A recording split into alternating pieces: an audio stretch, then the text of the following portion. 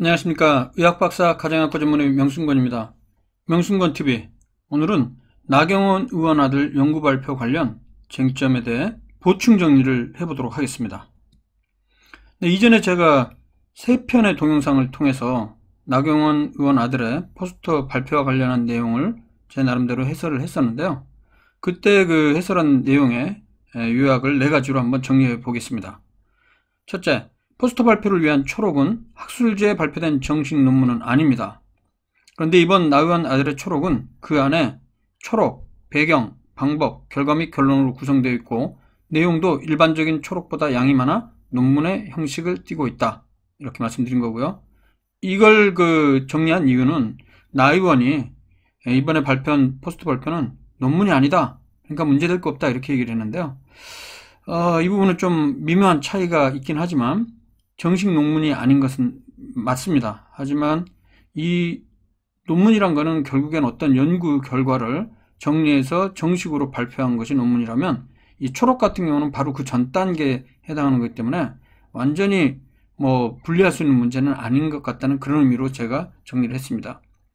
두 번째는 나 의원은 서울대 윤 교수와 개인적인 친분이 있는 상황에서 부탁을 한 것이기 때문에 특혜나 부정청탁이라는 개념을 적용할 수 있는지 의문이 들고 불분명하다. 이렇게 얘기를 했습니다. 이 부분에 대해서 그 댓글에 굉장히 많은 비판이 있었는데요. 그 부분에 대해서 저도 인정을 합니다. 제가 이 부분에 대해서는 분명히 의문이 들고 불분명하다고만 얘기를 해서 명확하게 그 정리를 안 한 부분들은 저의 좀 불찰이고요. 그 부분은 좀 사과를 드립니다. 이 부분은 이제 뒤에 가서 다시 한번 복강을 할 예정이고요. 세 번째, 포스터 초록에 나 의원 아들의 소속이 고등학교가 아니라 서울대 대학원으로 표기한 것은 원칙적으로 고등학교를 표기하는 게 맞고 대학과 기관의 연구 프로그램에 인턴십으로 참여한 경우에는 해당 대학이나 기관의 이름을 표시할 수 있다. 이렇게 얘기를 했습니다. 근데 지금 현재까지 보도에 따르면 따로 공개적인 인턴십으로 참여한 것은 아닌 것으로 보여지고 있고요. 그래서 고등학교 이름을 넣는 게 맞는데 그때 말씀드렸던 대로 포스터 발표 당시에 홈페이지, 학술대회, 국제학술대회 홈페이지에는 고등학교 이름을 세인트 폴즈 스쿨이라고 집어넣고요. 하지만 그 초록에 해당하는 그 앱스트랙트, 여기에는 이제 고등학교 표시가 없었다는 것, 그 차이가 있었다는 걸 말씀드립니다. 마지막으로 실제로 연구에 참여하지 않았는데 저자로 이름을 올렸다면 연구부정 행위에 해당하지만 윤 교수의 인터뷰에 따르면 스스로 데이터 수집과 분석을 수행했으며 이후 과학경시대와 국제학술대회에서 발표까지 한 점으로 미루어봐 저자로서 자격을 갖췄다고 봄. 이렇게 제가 정리했습니다. 전반적으로 이런 내용에 대해서 많은 사람들이 또 마찬가지로 나 의원을 실드쳐주는 거 아니냐 이렇게 얘기하면서 비판을 많이 받았습니다.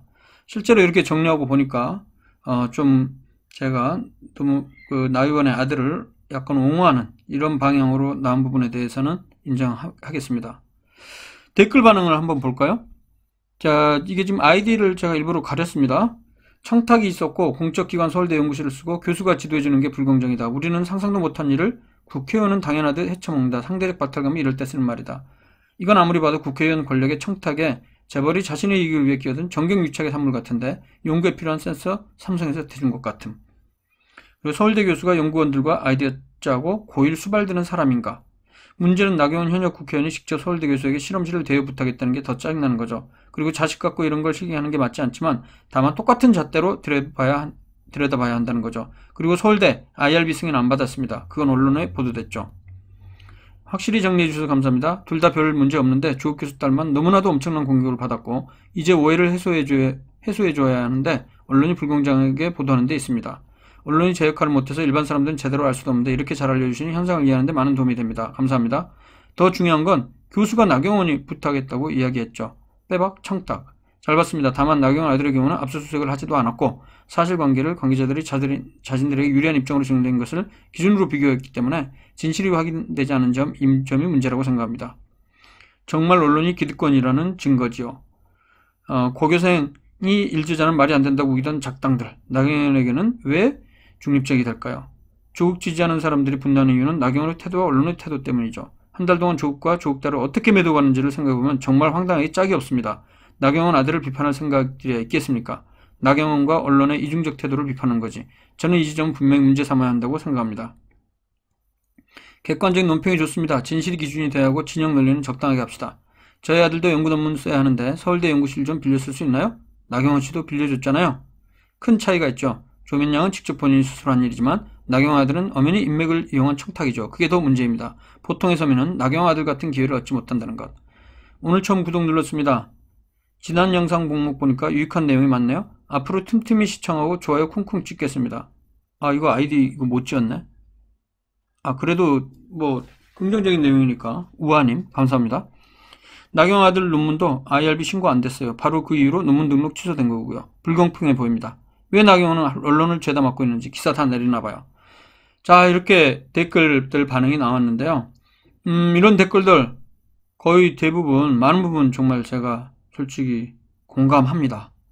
100%는 아니지만 상당히 동의하고요. 그런 의미에서 제가 앞서 정리한 내용에 좀 약간의 부족한 점이 많았다고 생각합니다. 그래서 그 부족한 부분들 중에 두 가지 가장 중요한 부분을 좀 정리해서 다시 한번 말씀드리겠습니다. 근데 결과적으로 또 보면 이 두 가지 정리해 놓고 봐도 또 말이 나올 거는 같은데 일단 한번 명확하게 해보도록 하겠습니다. 좀 나름대로 저는요 중립적으로 사실에 근거해서 말씀드리려고 그런다는 점을 이해해 주시기 바랍니다. 첫 번째 쟁점봉화 IRB 미승인에 관련한 것입니다. IRB는 설명드렸습니다만 Institutional Review Board 기관의 심사위원회죠. 그래서 뭐 기관마다 이름이 약간씩 차이가 있습니다. 기관연구윤리심의위원회 혹은 생명윤리심의위원회, 기관윤리심의위원회 뭐 다양하게 부르고 있습니다. 지금 기사 내용을 제가 지금 캡처해서 보여드렸는데요. 서울대병원 의학연구윤리심의위원회 IRB가 나경원 대표 아들 김모 씨가 고등학교 재학 중 일제자로 이름을 올린 국제학술회의 포스터 연구를 심의할 예정이다. 11일 서울대병원 관계자에 따르면 김 씨 실험을 주도한 윤 교수가 IRB 승인을 받지 않았다는 점을 인정했다. 이 관계자는 사람에 대한 연구를 진행할 때 연구 과정에 윤리적으로 문제가 없는지 검토하기 위해 IRB를 거치게 된다. 하지만 윤 교수 측은 김 씨가 자원해서 자신의 몸에 센서를 부착하고 반응 검사를 한 것이라 문제가 없다고 생각해 IRB 승인을 안 받은 것 같다. 그래서 병원 관계자는 윤 교수가 그 이유를 담은 사유보고서를 준비하는 단계고요. 보고서 제출된 후 논의할 것이라고 돼 있고 최소 2주일 전까지 제출된 것에 대해서 심의를 하게 돼 있다고 합니다. 실제 심의까지는 시간이 다소 걸릴 예정이고요. 그리고 이제 정식 학술제 능력 논문은 IRB 문제가 불거지면 뭐 논문 취소나 수정, 철회 권고 등의 조치가 이루어지는데요. 서울대병원 포스터 연구는 정식 논문이 아니기 때문에 취소 등의 강제성은 없다고 설명했다. 이렇게 되어 있습니다. 자, 그래서 IRB 특히 이제 황우석 그 사태 이후에 2005년 이후에 생명윤리 관련한 법률이 제정이 됐죠. 그래서 가장 최근 생명윤리 및 안전에 관한 법률 이 부분을 한번 들여다보겠습니다. 이거는 이제 재단법인 국가생명윤리정책원 NIBP죠. 여기에 나와 있는 인간 대상 연구에 대한 규정을 한번 볼게요. 생명윤리법에 따른 인간 대상 연구란 이거는 이제 사람을 대상으로 물리적으로 개입하거나 의사소통, 대인접촉 등의 상호작용을 통해서 수행하는 연구 또는 개인을 식별할 수 있는 정보를 이용하는 연구로 보건복지부령으로 정하는 연구를 말합니다. 대표적으로 중재연구, 인터벤션이라고 되어 있는데요. 사람을 대상으로 해서 물리적으로 개입하는 연구라는 건 연구를 위해 연구 대상자에게 어떤 침습적 행위, invasive method, invasive behavior 그러죠. 이게 침습적이라는 거는 어떤 식품이나 의약품을 연구 대상자가 먹는 거죠. 섭취하는 거. 혹은 혈액 채취 이런 것들을 하거나 연구 대상자의 환경을 조작 예를 들어 시각, 청각 등의 자극 또는 스트레스를 유발하는 것들 이런 물리적 개입이 포함된 연구를 수행하고 그 연구 결과를 얻어 연구에 이용하는 것으로 다음의 연구들이 해당할 수 있습니다. 라고 해서 의약품, 의료기기 등등 화장품, 건강기능식품 여러 가지를 연구 대상자에게 적용한 연구들을 얘기합니다. 그 외에 상호작용을 통한 연구라는 건요. 이거는 이제 직접 이렇게 중재 연구를 하는 게 아니고요.